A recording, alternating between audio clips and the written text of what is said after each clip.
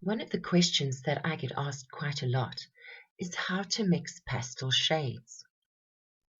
So dye is translucent color, and if you add more water, you get pastel shades.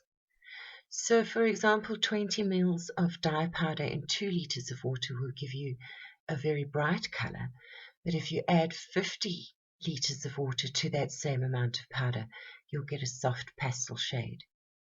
Here are some examples that my students have made during workshops with me, where we started with very strong mixtures and then watered them gradually down. These are the kinds of color charts you can make if you sign up for my color mixing course. I've got a color technicians course where you can learn how to mix colors, and this is one of the things that you'll learn in that course. Did you enjoy this little video? If you found it useful, please share it with your friends. I'd appreciate it so very much.